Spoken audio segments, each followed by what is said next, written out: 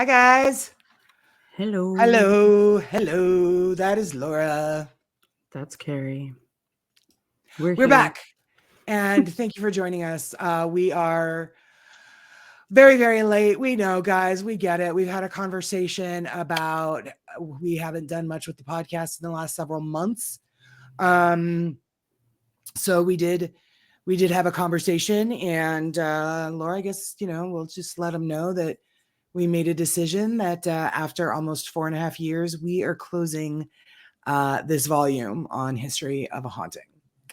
Our lives have become too big and full that, we haven't been able to dedicate the time and the attention and the effort into producing shows every week anymore right now. So it's not that we're bored with it. It isn't that we don't love it. It's not that we don't love you guys. It's not that we've run out of stories to tell. It's just, life happens. You guys all know that.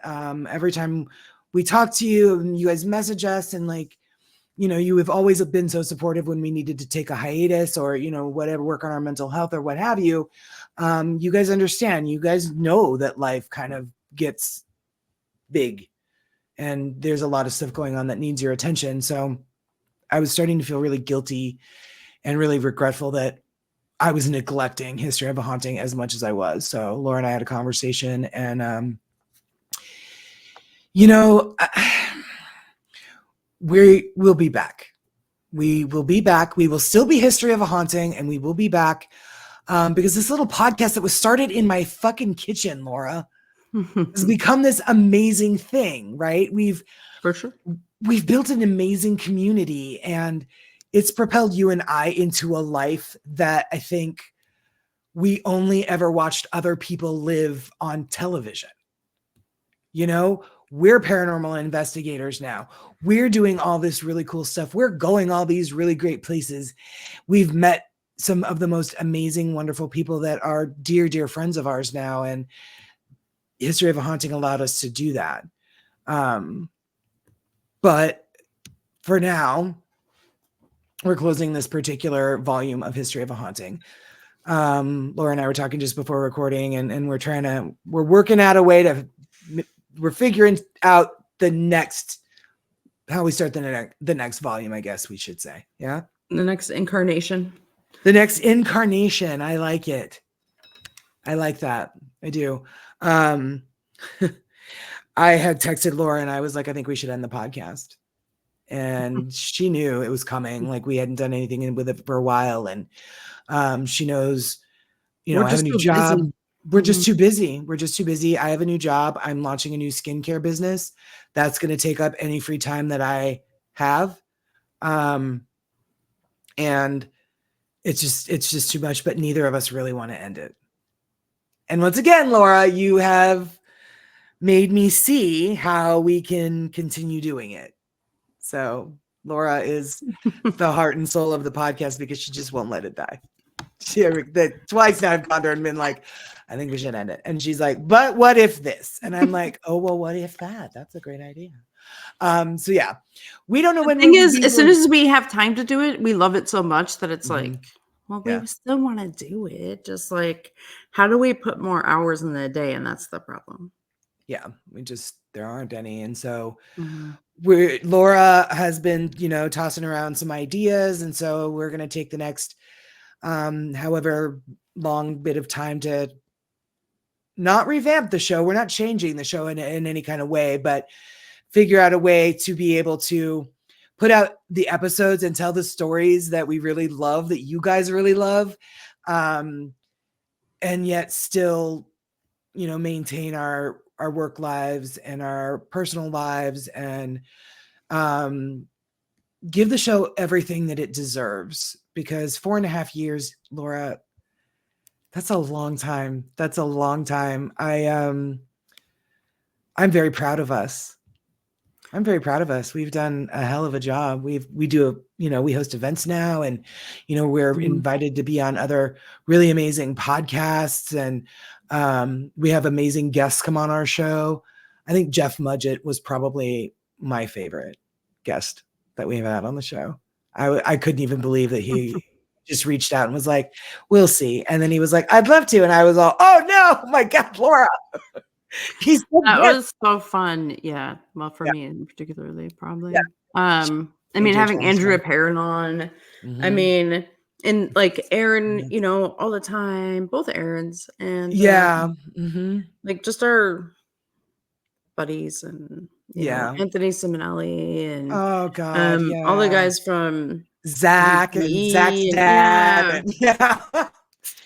Yeah, so much fun. You know, we've learned and we've got to see Staticom, all these new methodologies. It's been wonderful, and the podcast has provided us that all these opportunities. So we're not going to end it, but we are going to close the chapter on this portion. We don't know when we'll be back. We will be back, but for now, the next 4 weeks, so throughout February, we'll be putting out our last 4 episodes. And then we're going to keep all our social media up. We're going to do all that. We're still going to interact with you guys on that as we're able to. But and then once we figure out how we want to come back, we'll let you know then. But otherwise, yeah, these next 4 episodes, with the last one being, what is that, Monday, the 26th, I think. We're still going to do our Monday morning shorts. And we're when we come back, we'll still be on YouTube, all of that. We're not shutting any of this down. But I don't know what else to say. You say stuff now. I think you covered it. Good job. Yay, good job. Thanks. So I guess what I will say is we are going to have a new sponsor when we revamp and come back or whatever. This Little Light of Mine Skincare. It's going to be a sponsor of History of a Haunting podcast. That's my new skincare company. We're going to have body butters. Ooh, aren't they pretty? Can you see it? It's reflected kind of weird. We're going to have yummy body butters that have magnesium in them. This one smells like lemon pound cake. We're going to have bath bombs that look like geodes. Ooh, that's so pretty. Although this salt it's glittery and sparkly, I promise. Can you see it? No. Big, huge bath bombs. We're going to have amazing chakra bubble bars. Look at that. Oh, that's so pretty. Why is it turning weird? There. Yeah. Good job. All kinds of stuff. Body scrubs and lotions and, mini chakra bubble bar sets. And it's going to be a great time. So you're going to hear a lot about This Little Light of Mine skincare. And so that's that on that. Go join our mailing list. We open April 12th. thislittlelightofmineskincare.com. And to that end, I say, I don't have a title. This is a new platform for us, guys. So I'm still kind of figuring it out. We don't have a title, but we're covering Bigfoot. Yay! We've been wanting to cover Bigfoot for a while. We love a good cryptid, and he's probably one of the most famous. Would you say? Oh, by far. Yeah. By far the most famous. Yeah, way more famous than Mothman, at least Chupacabra. At least like in North America, for sure. Cool. Yeah. He's very elusive. So it's one of those stories where we share it. Laura will start the first part, I'll do the second, and then we're excited. So Laura, why don't you kick it off and tell us all about Bigfoot? Happily. All right. And does he really have a big foot? We have a picture to show you, and it looks like the cutest foot, but it doesn't look big to me. I think it's a little big. Is it? Okay. All right. I'll just sit back and let you start. All right. Good plan. Right. Good plan. I'm still talking, so I won't shut me up. All right. So Bigfoot, also commonly referred to as Sasquatch, is a large and hairy human-like creature alleged to inhabit forests in North America, particularly in the Pacific Northwest. Bigfoot is featured in both American and Canadian folklore and has become an enduring icon of popular culture. Yep. I have a question. He's big in Canada too. What's up? Is he also, so Bigfoot, Sasquatch, and Yeti? Is that kind of all kind Yeti, of, or is Yeti a different guy? Yeti's like different, but also kind of the same. Just depends on if you believe that there's like obviously we're gonna talk about this later. Fucking spoiler, but Okay, then all right, There's a then I'll there's just a belief that like they all come from a common ancestor, or they're all the same animal that like crossed the land bridge. You know what I sure, mean? From, like the sure. ice Okay. age and shit, and supposedly died off in other parts of the world, and maybe they're still living over, you know, in places. So, Okay. And that was the show, guys. Hope you enjoyed it. right, Bigfoot, thanks. real? Bye-bye. Yes or no? Leave a comment. No.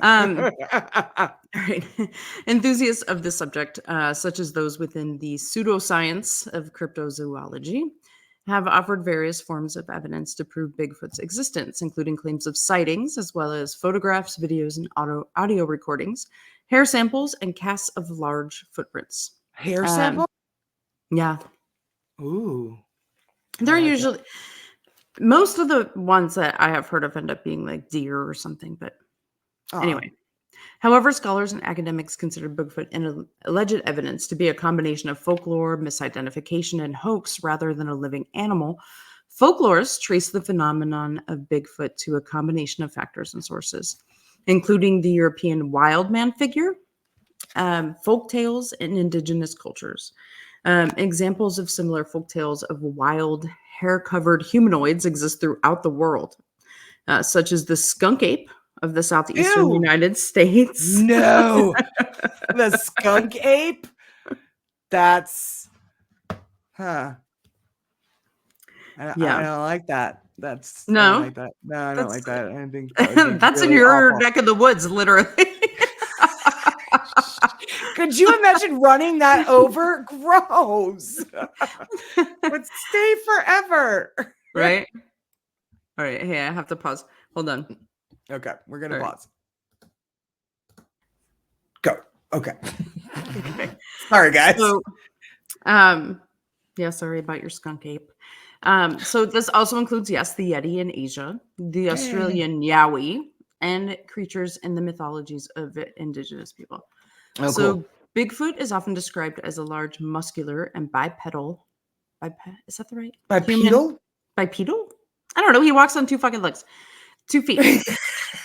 Human or ape-like creature covered in black, dark brown, or dark reddish hair. Listen, I'm just getting dumber by the day as I get older. I don't know what to tell you. Yeah, I know. Descriptions We're estimate, rusty on like, this shit too. seriously, plus, like, I can barely read anymore. I don't know what's happening to me. Like, Cheers to 46. yeah, like, I'm too tired all the time. I can't even fucking tell you. So, all right. Besides me being dumb, descriptions estimate I have roughly 6 to 9 feet, with some descriptions having the creature standing as tall as 10 to 15 feet. Fuck off. That would be terrifying to run into. Oh my God. So some alleged observations describe Bigfoot as more human than ape, particularly in regard to the face.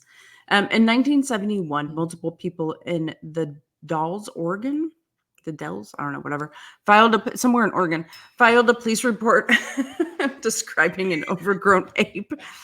And one of the men claimed to have sighted the creature in the scope of his rifle, but he couldn't bring himself to shoot it because it looked more human than animal. So common descriptions include broad shoulders, no visible neck, and long arms. I think I've seen this dude at Gold Gym. I think I dated this guy. With many skeptics attribute to misidentification of a bear standing upright. Yeah, I definitely dated this guy. Some nighttime sightings have stated that the creature's eyes glowed yellow or red. However, eye shine is not present in humans or any other known great apes. Michael, yeah, because we don't have that tapetum lucidum. It's what makes their it glow. Eyes shine. Yeah. Michael Rugg, the owner of the Bigfoot Discovery Museum, claims to have smelled Bigfoot, stating, "Imagine a skunk that had rolled around in dead animals and had hung around in the garbage pits." No, I will not. I will not imagine that. Now it really sounds like somebody Carrie dated. Look, high school was a confusing time for me, okay? The enormous I love the bad boys. Right, for which the creature is named, are claimed to be as large as 24 inches long and 8 inches wide. Hard to find shoes. Some footprint casts have also contained claw marks, making it likely that they came from known animals such as bears, which have 5 toes and claws. So ecologists. So Go ahead. What? So he has a 2-foot long foot with Howard Hughes toenails. Yes. Okay. And lovely. He sounds like he could benefit from some of my scented bath products.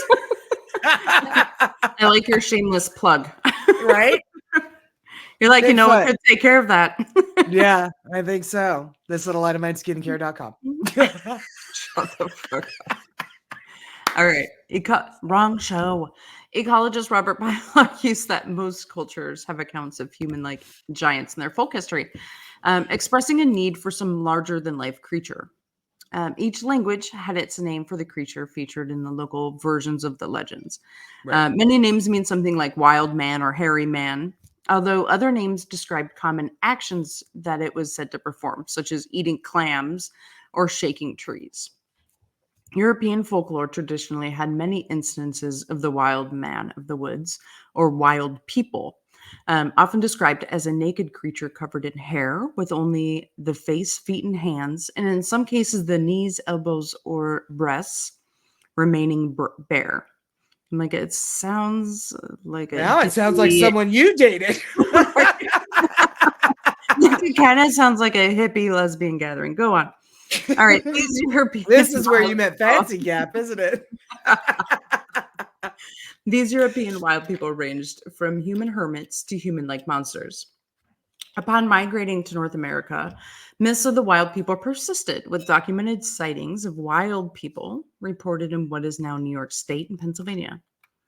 So many of the indigenous cultures across the North American continent include tales of the mysterious hair-covered creatures living in forests. And according to anthropologist David DeLing, these legends existed long before contemporary reports of the creature described as Bigfoot. These stories differed in their details regionally and between families in the same community, and are particularly prevalent in the Pacific Northwest. Okay. So Chief Michelle from Lytton, British Columbia, told such a story to Charles Hill Tout in 1898. On the Tool River Indian Reservation, petroglyphs created by a tribe of Yokuts at a site called Painted Rock are allegedly by some to depict a group of Bigfoot called the Family. The local tribespeople call the largest of the glyphs Hairy Man, and they are estimated to be between 500 and 1,000 years old. That's so crazy. Right? 16th century Spanish explorers and Mexican settlers told tales of Los Vigilantes Oscuros, or dark watchers, large creatures alleged to stalk their camps at night.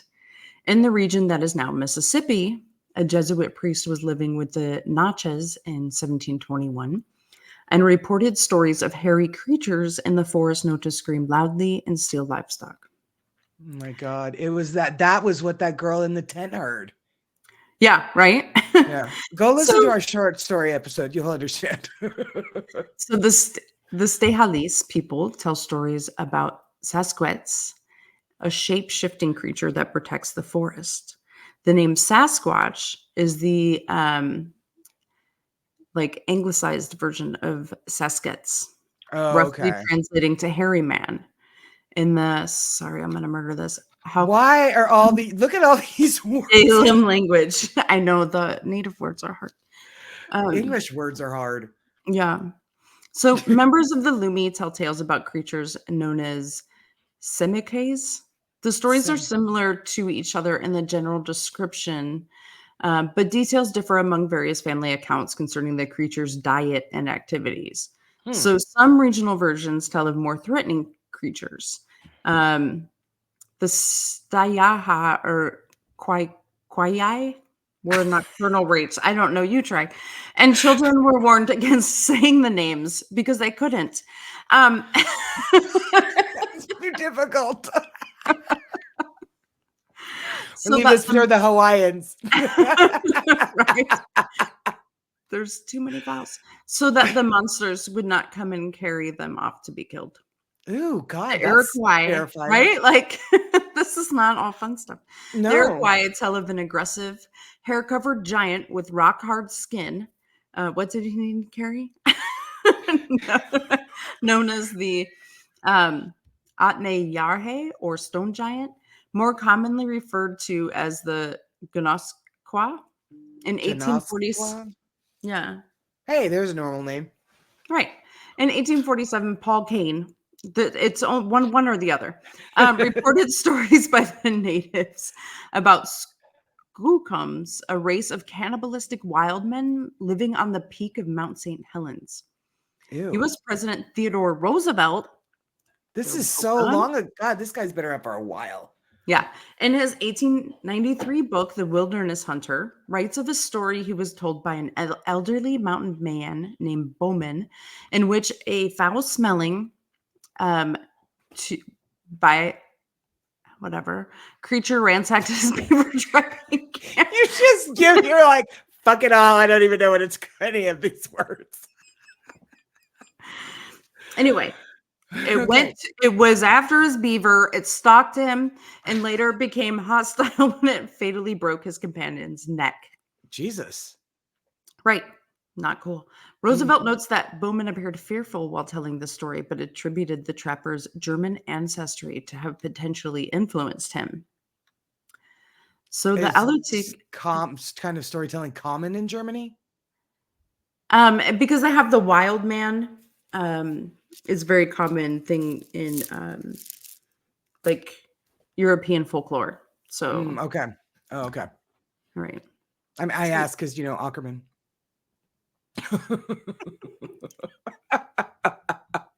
Oh my god.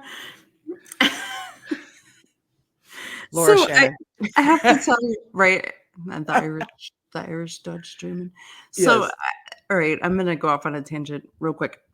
Okay. So I was talking to this lady at work the other day, and she asked me what my last name was from, and I said Dutch, like Dutch. I didn't even say German, but whatever. And so she said, "Oh, okay." She's like, "Not to be racist." I'm like, "Okay, I'm not offended." And then we were ending the conversation. She said, "Dankeschön, that's all I know." And I'm like, "That's not even fucking Dutch." Ah, Now you are racist. It was just a strange thing to have happen. Anyway, that is.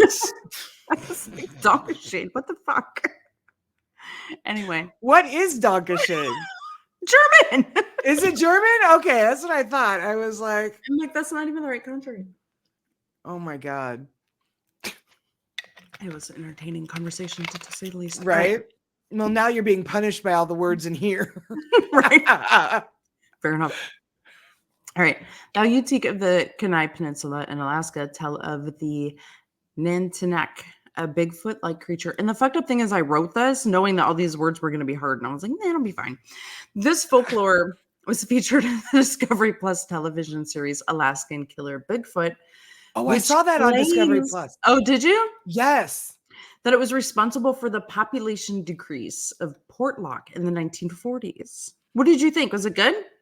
I didn't watch it. I was like, I've got it on my list to watch. Okay. All right. But yeah, like I said, I've been into the whole true crime situation for several months now.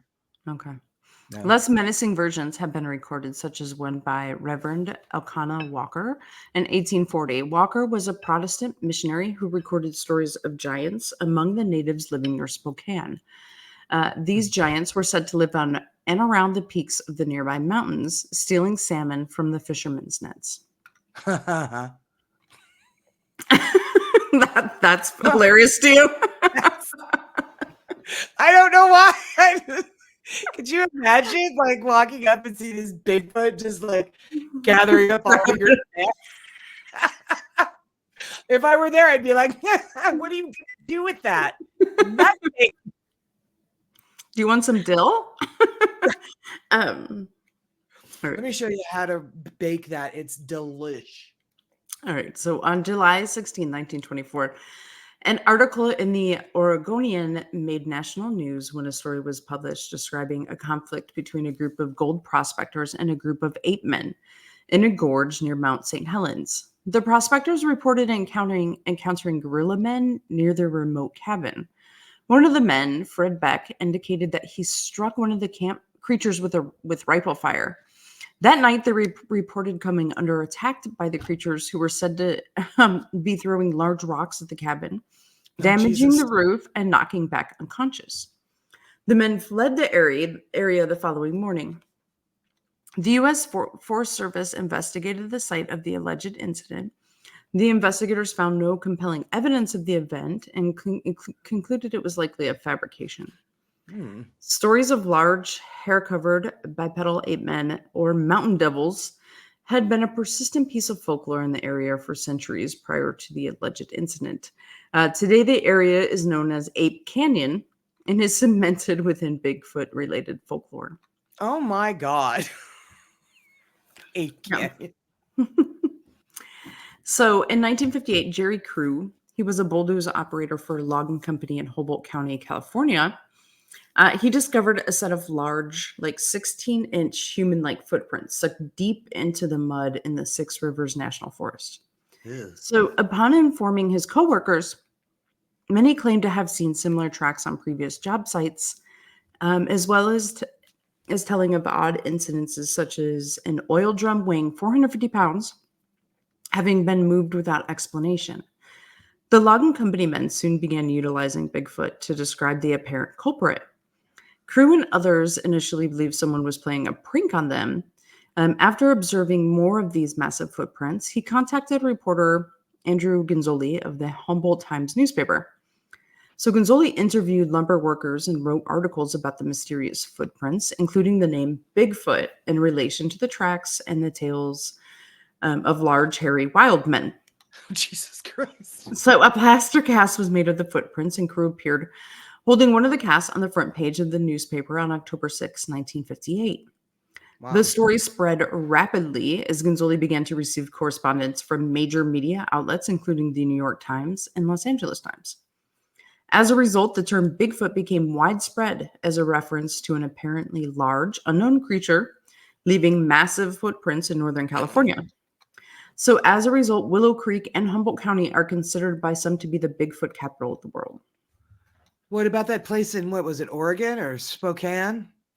Not as much. We'll talk about another one up in Canada. That's like a big deal too. Oh, wow. Okay. So claims about the origins and characteristics of Bigfoot vary. The subject of Bigfoot has crossed over with other paranormal claims, including that Bigfoot, extraterrestrials, and UFOs are related, that Bigfoot are psychic, can shapeshift, or are able to cross into different dimensions, or they are completely supernatural in origin. I believe that. I'm here for all of this. I think it's all true. Right. Mm-hmm. Additionally, claims regarding Bigfoot have been associated with conspiracy theories, including a government cover-up. So, according to Live Science, there have been Bigfoot and Taylor Swift are gonna fuck up our election. Right. I saw Bigfoot stuff in ballot boxes. So, according to Live Science, there have been over 10,000 reported Bigfoot sightings in the continental United States. Wow, 10,000. That's way more than I thought. Oh, yeah. Way more. About 1/3 of all claims of Bigfoot sightings are located in the Pacific Northwest, with the remaining reports spread throughout the rest of North America. Most reports are considered mistakes or hoaxes, even by those researchers who claim that Bigfoot exists. Sightings predominantly occur in the northwestern region of Washington State, Oregon, Northern California, and British Columbia. According to data collected from the Bigfoot Field Researchers Organization, BFRO, Bigfoot sightings database in 2019, Washington has over 2,000 reported sightings, California over 1,600, Pennsylvania over 1,300, New York and Oregon over 1,000, and Texas has just over 800. Damn. Yeah, the debate over the legitimacy of Bigfoot sightings reached a peak in the 70s, and Bigfoot has been regarded as the first widely popularized example of pseudoscience in American culture. For sure. So some Bigfoot researchers allege that Bigfoot throws rocks as territorial displays and for communication. Other alleged behaviors include audible blows struck against trees or wood knocking, further alleged to be communicative. Sure. Skeptics argue that these behaviors are easily hoaxed. Additionally, structures of broken and twisted foliage. Oh God, for fuck's sake. Foliage. I'm like, I know how to say that word. I'm just like, Jesus Christ. I was doing so good. Oh shit! God. Do you guys see was now on a why we need road. to fucking like close the book on this?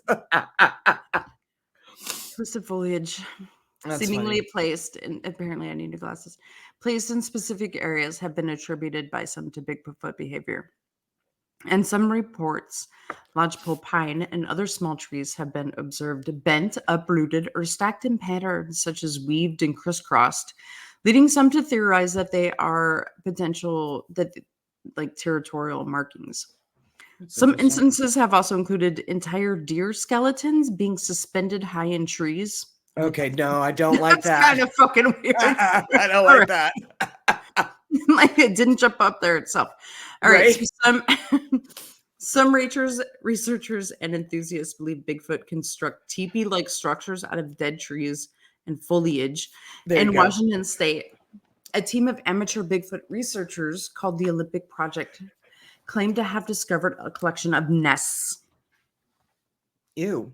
Yeah, doesn't sound fun. Mm-mm. The group brought in primatologists to study them, with the conclusion being that they appear to have been created by a primate. Okay. That's fucking crazy. That is crazy.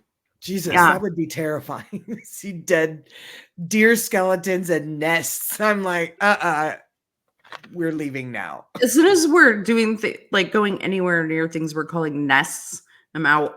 Out. No, don't do nests. No. I've seen Blair Witch. No.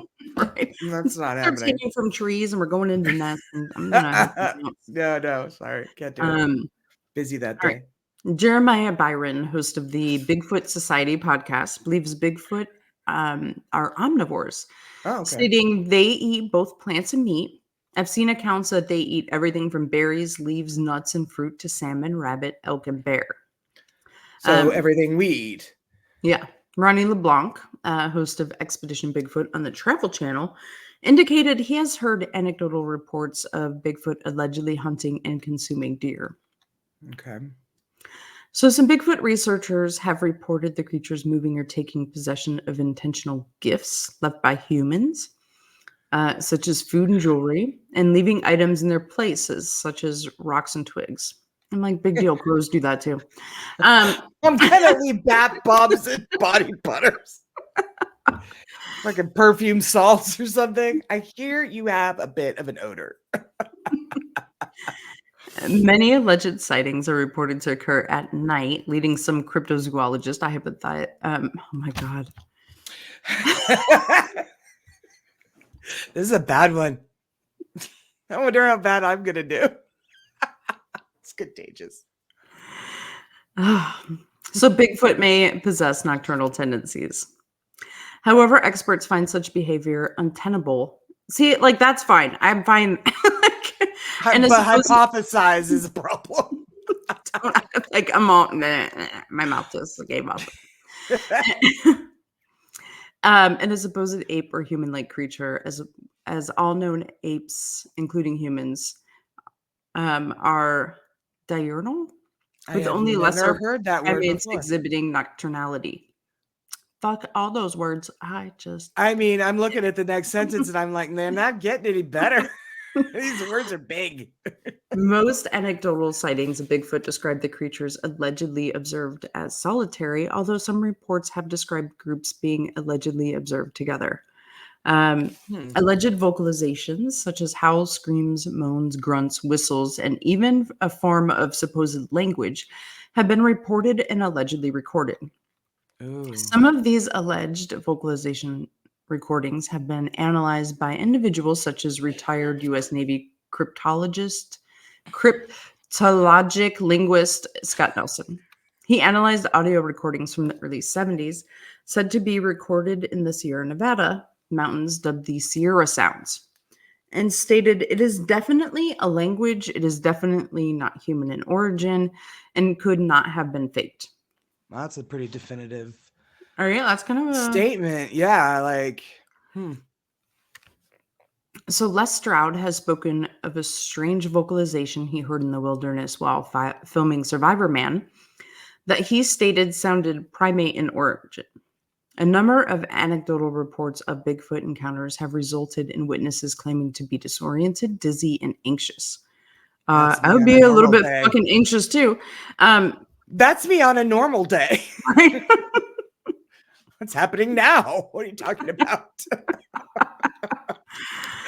Some Bigfoot researchers, such as paranormal author Nick Redfern, have proposed that Bigfoot may produce infrasound, which could Okay. explain reports of this nature. Okay. Yeah, that makes sense. So, in Fuke, Arkansas, which, if you've ever been to Arkansas, the whole place is fooked. In 1971, a family reported that a large hair-covered creature startled a woman after reaching through a window. Did he have a sock on his jaw? This alleged incident caused hysteria in the Fuke area and inspired the horror movie The Legend of Boggy Creek in 1972. I've heard of that. Yeah, the report was later deemed a hoax, though. Aw. So in 1974, the New York Times presented the dubious tale of Albert Ostman, a Canadian prospector who stated that he was kidnapped and held captive by a family of Bigfoot for 6 days in 1924. This has got to be a hoax. I'm sure it was, but that's all it kind of. I mean, in by a family. Okay, sure. In 1994, former U.S. Forest Service Ranger Paul Freeman, a Bigfoot researcher, videotaped an alleged Bigfoot he reportedly encountered in the Blue Mountains in Oregon. The tape, often referred to as the Freeman footage, continues to be scrutinized and its authenticity debated. Freeman had previously gained media recognition in the 80s for documenting alleged Bigfoot tracks, claiming they possess dermal ridges. Dermal ridges. I think like fingerprints. Like, oh shit. Oh, okay. Like your feet have, fingerprints. Okay. Well, they have ridges and swirls. Yeah. Just like your fingerprints. Oh, wow. Okay. So cool. On May 26, 1996, Lori Pate, who was on a camping trip near the Washington State-Canada border, videotaped a dark subject she reported encountering running across a field and claimed it was Bigfoot. The film, dubbed the Memorial Day Bigfoot footage, these names, they're really fucking just... Good God.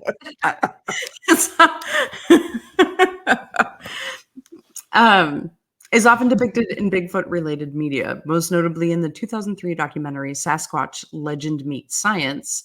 In his research, Daniel Perez of the Skeptical Inquirer concluded that the footage was likely a hoax perpetuated by a human in a gorilla costume. I'm sorry, and guys, we're going to show you these pictures. That is a pretty detailed costume. You know what I mean? Like, it's, I don't know. It's too big to really like. Yeah, we're going to show pictures of some of the most famous ones in just a minute. And so I'm just going over like some big notable sightings. Sure. So in 2018, Bigfoot researcher Claudia Ackley garnered international attention after filing a lawsuit with the California Department of Fish and Wildlife for failing to acknowledge the existence of Bigfoot. Ackley claimed to have encountered and filmed a Bigfoot in the San Bernardino Mountains in 2017, describing what she saw as a Neanderthal man with a lot of hair. Ackley contacted emergency services as well as the CDFW. A state investigator concluded that she encountered a bear. Until her death in 2023, Ackley also ran an online support group for individuals claiming to experience psychological trauma as a result of alleged Bigfoot encounters. Damn. Right? She sued him. That's fucking funny. Uh-huh. You acknowledge his existence or I want $50 million. Right. Take me to his nest. I got a deer skeleton it needs. I want to make a yarn drawing. In October 2023, a woman named Shannon Parker uploaded a video of an alleged Bigfoot to Facebook. The footage went viral on social media and was shared via various news publications. Shannon Parker reported she and others observed the subject while riding a train on the Durango and Silverton Narrow Gauge Railroad in the San Juan Mountains in Colorado. The authenticity of the video was debated across social media. Skeptics on Reddit speculated it was a publicity hoax perpetrated by an RV company located in the area, Sasquatch Expedition Campers, which that's fucking brilliant. The company denied the allegations. Oh my God. Carrie, I have an idea. So in the early 90s, 911 audio recordings were made public in which a homeowner in Kitsap County, Washington, called law enforcement for assistance with the large subject, described by him as being all in black, having entered his backyard. He previously reported to law enforcement that his dog was killed recently when it was thrown over his fence. Oh, that's terrible. Oh my God. Bigfoot, I was on your side till now. Right. Anthropologist Jeffrey Meldrum notes that any large predatory animal is potentially dangerous, specifically if provoked, but indicates that most anecdotal accounts of a Bigfoot encounter result in the creatures hiding or fleeing from people. The 2021 Hulu documentary series Sasquatch describes marijuana farmers telling stories, which is big in Humboldt County. Come on. Telling stories of Bigfoot's harassing and killing people within the Emerald Triangle region in the 70s through the 90s. Jesus. And specifically the alleged murder of 3 migrant workers in 93. Investigative journalist David Holthouse attributes the stories to illegal drug operations, using the local Bigfoot lore to scare away the competition, specifically superstitious immigrants, and that the high rate of murder and missing persons in the area is attributed to human actions. Have you ever seen that documentary? Something Mountain. It's all about all the grow operations that were going around in Humboldt County and how many people have disappeared that go up there to work the marijuana. Oh, it's really good. I have to remember the name of that. I'll tell you. Yeah, for sure. It's really good. I love that. It's true crime, like about all these people that have disappeared. Yeah, it's a good one. So that's that same area, right? And they were trying to attribute basically that Bigfoot had gone and like was running around the marijuana forest instead of the drug dealers. But hey, maybe that's what's in the nests. Pot? Yeah. Then I'm fucking in. Let's go. Right. All right, the nests are not so bad. Good shit. So skeptics argue that many of these alleged encounters are easily hoaxed, the result of misidentification or outright fabrication. All right, so we're going to show the first picture. I didn't get an opportunity to put it on an overlay, guys, so here we go. Right. This is the most famous Bigfoot photo. Mm-hmm. This one. It is the most famous and influential Bigfoot footage is in the 1967 film shot by Roger. Here I go. Thanks for giving it to me. Roger Patterson and Bob Gimlin in Northern California. The Bigfoot walk it depicts has been parodied by many, but never truly replicated. Even with his enhanced image, it's hard to tell if it's a person in a gorilla suit or the real deal. I mean, it is blurry, but it could be a gorilla. I don't know. What do you think of it? I like it. Well, this is the one that like really blew it up, right? Like, so yeah, that video footage where you see him like walking across, like kind of like a sandy bank, and then there's the forest behind him, and it's just the gorilla like suit or Bigfoot, whatever you want to say, like walking all like with his arms just, I don't know, kind of trucking across, kind of strolling. Yeah. So I think at some point they like said that they found stuff with the people. I mean, so there's all kinds of stories about this one, if it was real or not, back and forth, whatever. But I still think it's a really good one. I do too. I mean, as far as even if it was, even if they set it up, like they actually did a really good job with it. I know, right? Mm-hmm. Yeah, I don't know. I like it. I buy it. Why wouldn't there be? Why are we so arrogant to think that these cryptids they don't exist? I mean, I get like scientifically they need proof and they need like whatever, and they need him to go on Good Morning America and admit, hey, yeah, I'm real, to believe it. But I don't know. I've always, same way with aliens. Why are people so arrogant to think that we're the only ones in the universe? Aliens are real. I've never seen one, but I'd like to. I'm here for you. Come get me. I believe in the aliens. For sure. For sure. Now, this next picture, a youth group was camping in the Marble Mountain Wilderness of California when their leader, Jim Mills, noticed a strange-looking creature skulking along a ridge nearby. He filmed it for nearly 7 minutes, making the somewhat grainy footage the longest video of an alleged Bigfoot sighting. See, this one, like, look to the left, doesn't it? Now, I don't know. I don't think I've ever seen like the full video, but doesn't it look like that's a dog? And like, It does look like a dog. Like, that's a guy. Dude, like fucking walking his dog. Right. Like, that could be a backpack. Is dodgy. Yeah. I'm like, yeah. His back is weird. Granted, it does look like the other one, sort of, but it looks more like a backpack. Like, this could be just a guy. Yeah. I think this is just a dude. Yeah, I like think with so his too. dog walking along. Right. Okay, this next one is what I was like, it's so cute. So this one, a British explorer, Eric Earl Shipton, snapped this photo while trekking through the Himalayas in 1951. So alleging that the footprint belonged to a Yeti. So he takes this photo, and then in 2014, Christie's auction house in London capitalized on the worldwide interest in Bigfoot and sold the original photo for nearly $5,000. Wow. I don't know, like, that looks like a cute little chubby kid footprint. I don't know how long the pickaxe is. I don't like. Pickaxes are pretty big. So are they? It's like, yeah, it's got to be a pretty decent sized foot there. Yeah. I don't know. So I mean, bears like, don't have toes like this. Yeah, right. There's no claws. It really looks like a person toe. You know. Yeah. If it does. It looks like kind of thicker, more padding, maybe. Yeah. Size of a pickaxe, so it's got to be 16 inches or so. That's in the interesting. snow, pretty. Yeah, you're right. Well preserved. Yeah, that's a good one. That's a good one. Yeah, that's a good one. This next one is. So this called the Independence Day film. A beast was caught in a remarkably clear video that shows an alleged adult Bigfoot walking through the woods with a cub or a kid in tow. The filmmaker and exact location are unknown, and many skeptics claim that there is a telling visible seam of a gorilla suit.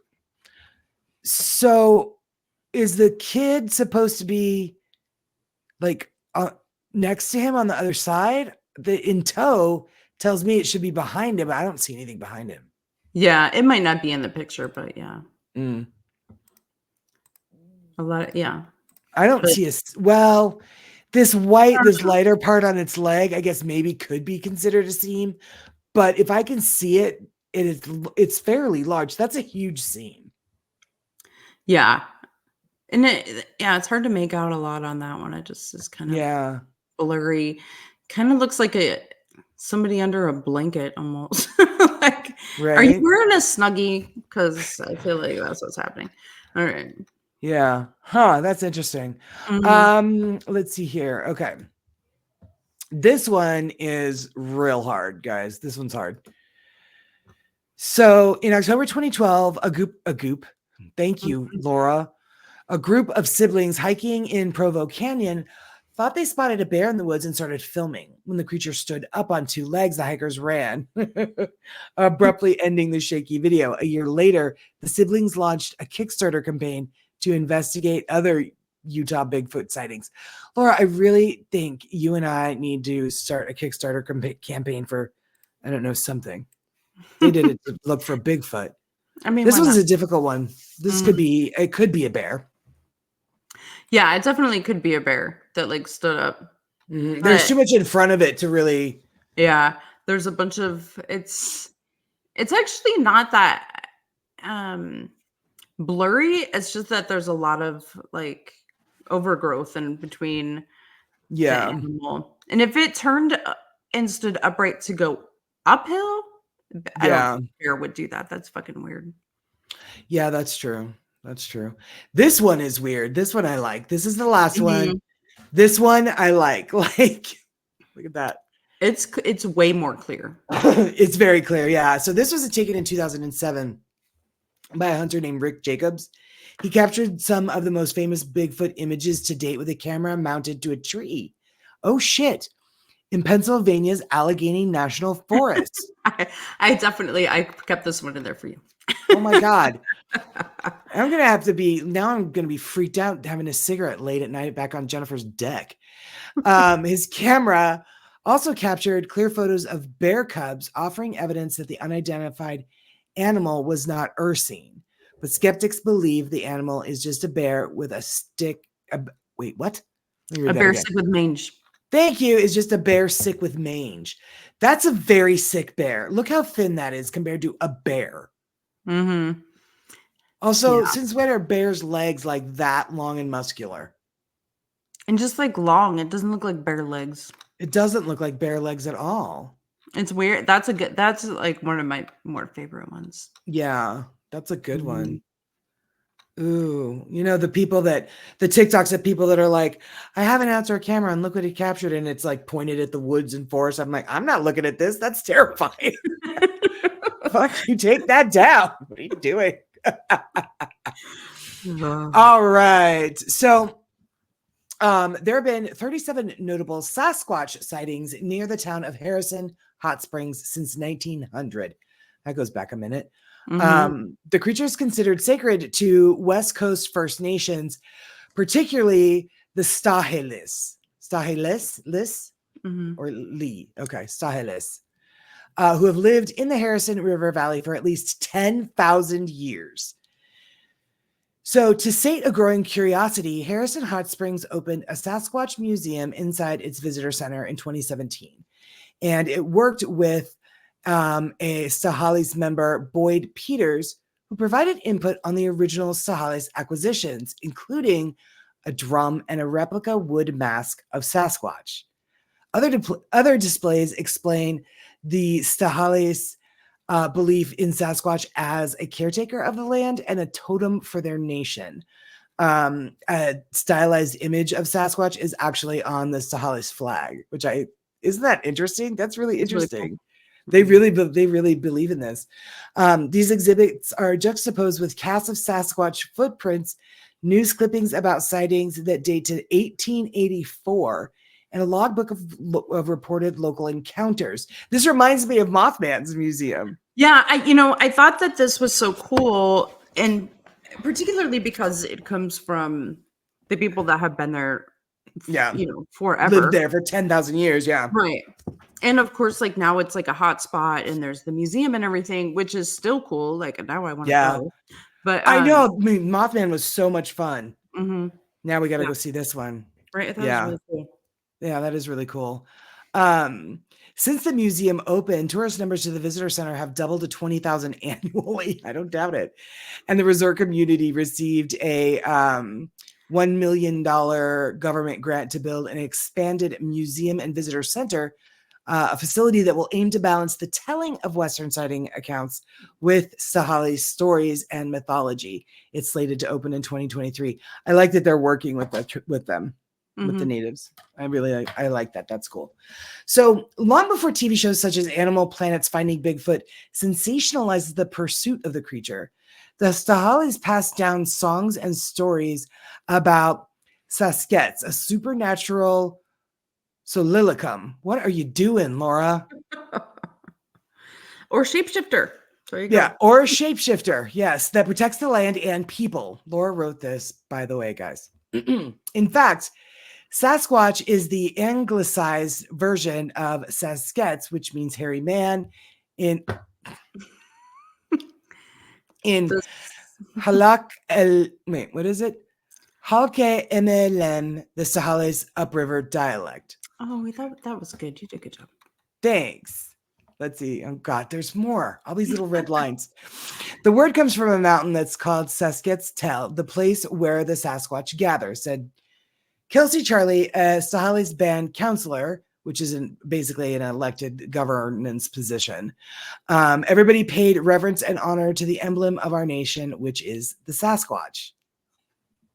In 1929, J.W. Burns, who was a Canadian government agent, published an article in Maclean's magazine titled Introducing BC's Hairy Giants.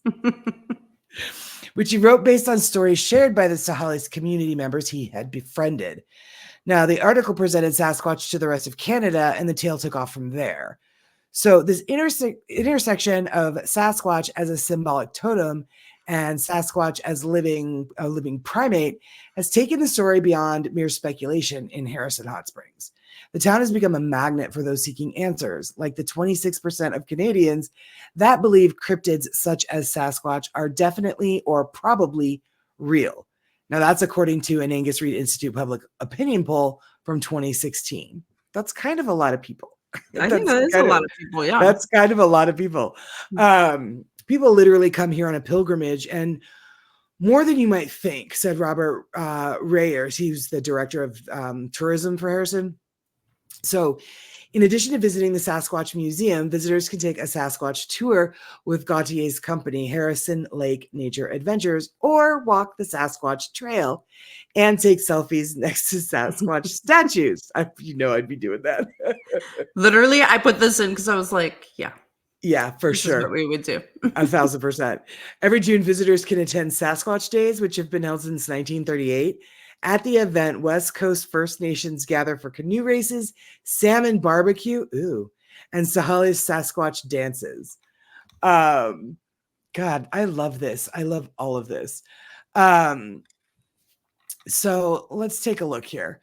We're going to talk a little bit about Bigfoot Field Researchers Organization, or BFRO, or BIFRO. That's what I'm going to call it, BIFRO. So what are the undisputed facts about the Bigfoot Sasquatch mystery? Let's get into it. It's a fact that for more than 400 years, people have reported seeing large hair-covered man-like animals in the wilderness of North America. Consistently for 400 fucking years, guys. Like, come on. It's a fact that sightings of these animals continue today, real or not. These reports are often made by people of unimpeachable character. That's telling. It is a fact for over 70 years, people have been finding, photographing, and casting sets of very large human-shaped tracks. Most are discovered by chance in remote areas, and these tracks continue to be found to this day. So it's also a fact that the cultural histories of many Native American and First Nation peoples include stories and beliefs about non-human peoples of the wild. Many of these descriptions bear a striking resemblance to the hairy, man-like creatures reported today. These are some of the facts. There is, however, much disagreement as to what these facts mean. So to many, these facts taken together suggest the presence of an animal, probably a primate, that exists today in very low population densities. Now, if true, this species, having likely evolved alongside humans, became astonishingly adept at avoiding human contact through a process of natural selection. These are like the ultimate introverts. Right. Hide and seek champions. 1,000%. That's why I love my sticker. To others, these same facts point to a cultural phenomenon kept alive today through a combination of the misidentification of known animals, wishful thinking, and the deliberate fabrication of evidence, which people have done. People have done. The BIFRO and its members take the former view. So they do have a website, and they have a YouTube channel, as well as news sightings. So is this the video you want me to play? Oh, yeah. So this is this is one of, on the website, there are, up-to-date lists for every state, how many sightings. And then there are reports, like everything posted since January 1st of this year. Dude, seriously? Oh my God. So I think it came over weird on the copy. So I'm going to tell you these ones. Okay. So okay. So reports posted since January 1st. Okay. That doesn't mean that's when they happened, but June 2023 in Louisiana, local resident has close range daylight road crossing encounter. November 1997 in Iowa, large figure seen by pheasant hunter on public hunting land. August 2018, Washington, Pierce County, friends camping at Cedar Lake. Hear possible Bigfoot vocals. December 2023, Maine. Multiple family members mentioned multiple incidents on isolated property near the Canadian border. November of 2023 in Texas, mother and son near Big Hunting Lease Tract outside Buna report loud wood knocks at dusk. That's not creepy at all. All right. January 75, experienced hunters find a possible track line in the snow on Blue Mountain and share a photo. And there's like links to photo. I mean, they have like all, it's literally much the stuff on there.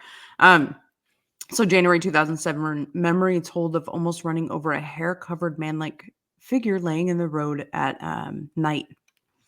So they have updates on the search and all kinds of stuff.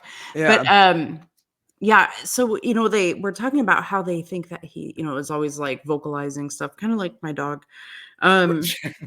Maybe he's Bigfoot. I'm not. It wouldn't surprise me. But this one I thought was fun because it was actually taken in Arizona, which is, where I live and where Carrie used to live. Up north, like where I go camping all the time. I mean, kind of, yeah. Like, not anymore. So, do you want to play that? And we can see. It does, to me, it sounds like coyotes, but listen. Interesting. All right, let's see here. Have a listen-y. Let's share my screen. Here we go. Mm-hmm.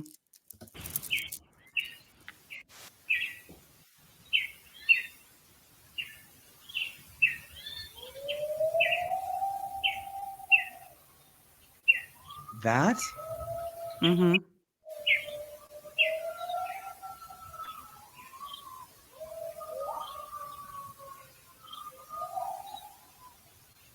Oh my God.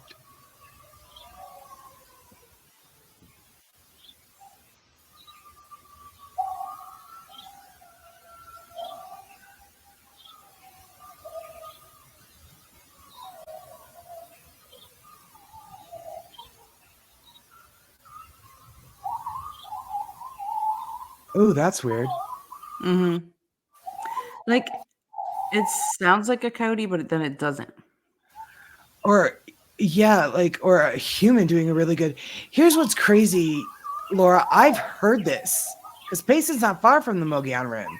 Mm-mm. I've heard these sounds at the Mogollon Rim. Yeah, like I'm not a biologist of any kind, but right. I thought it was kind of interesting.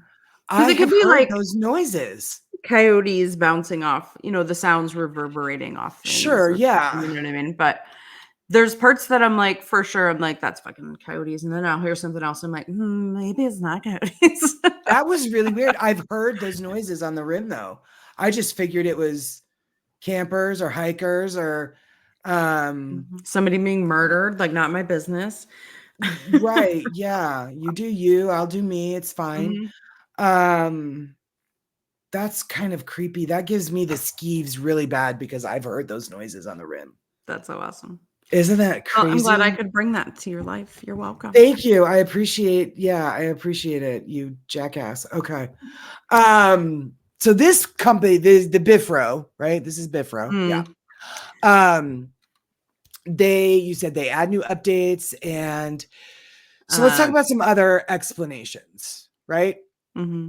Scientists theorize that mistaken identification of American black bears as Bigfoot are a likely explanation for most reported sightings, particularly when observers view a subject from afar, are in dense foliage, or there are poor lighting conditions. I mean, I guess, but black bears are big and like they're round, kind of like they're chubby tubby things.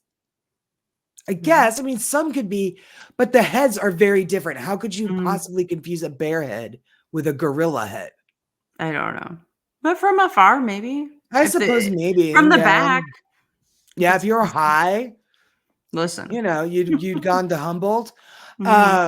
Additionally, black bears have been observed and recorded rocking. Nope. Thank you, Laura. Walking upright. Often as the result of an injury.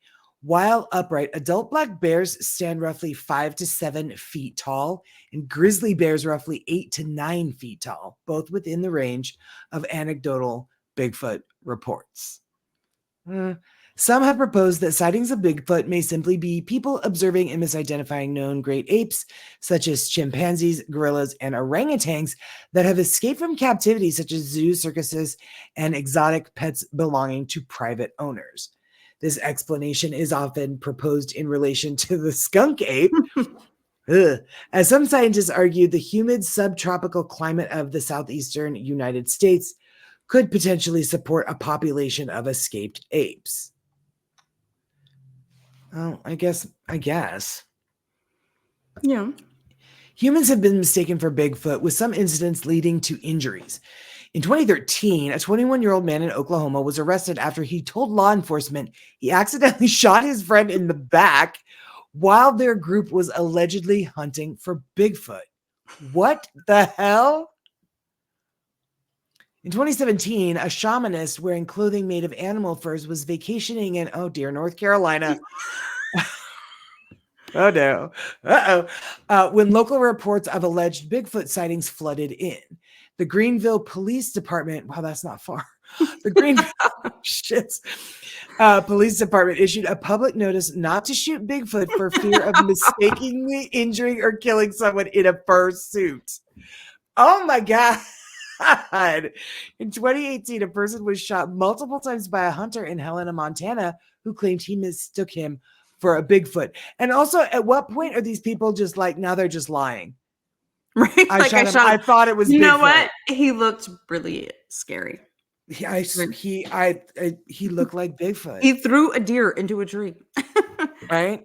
I didn't realize he was wearing his mother's fur. Additionally, some have oh dear God. Additionally, some have attributed feral humans or hermits living in the wilderness as being another explanation for alleged Bigfoot sightings.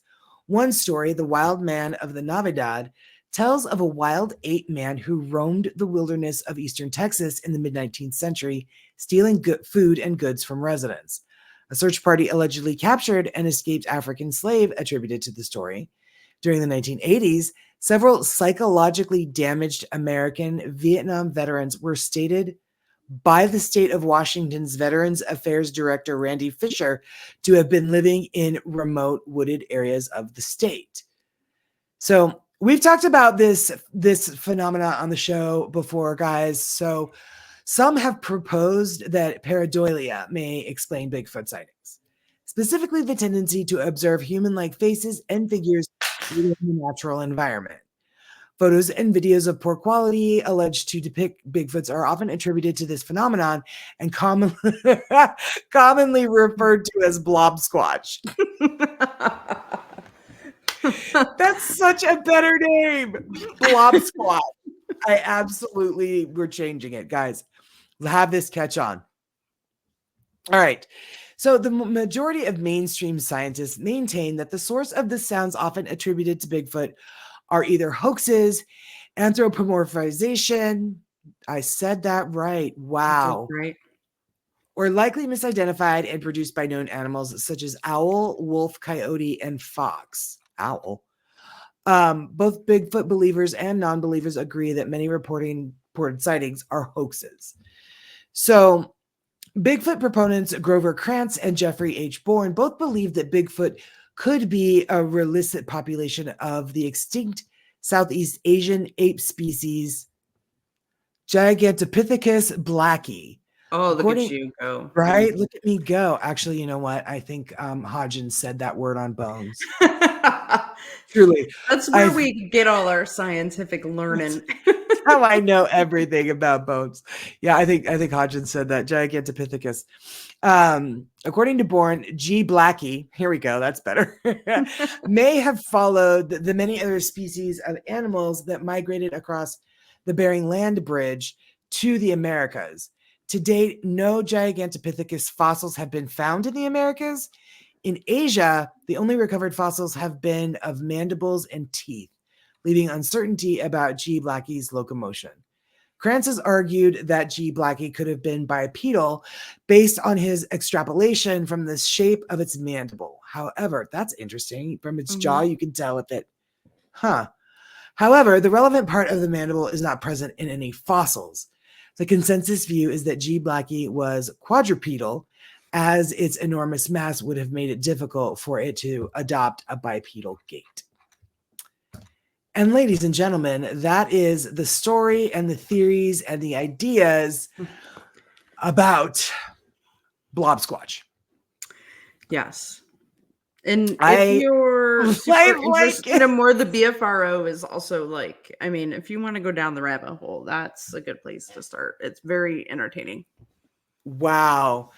That is really cool. So check out the BIFRO. And everybody start passing it on that Bigfoot is now Blob Squatch. I think I'm going to get that tattoo. I love it so much. Blob Squatch. Or maybe that's our new punk band. Blob Squatch. Blob Squatch. I think. Dibs. Nobody take it. Nobody take it. Trademark. Anyway, yeah, so thanks for joining us again this week. We are so glad to be back. We love you all. We're having the best time with you. This was a lot of fun. I do love a good cryptid story. Next week, I have no idea what we're doing because I wrote the list 6 months ago. I'll figure it out. We'll see you then. We can find out together. We can find out together what we're doing. It's always a learning experience here, guys. And as we say, stay safe out there because you never know who or what Blob Squatch is listening and stealing your salmon, stealing your kettle of fish. That was Zane. All right, we're heading out now. Bye, guys. See you next week.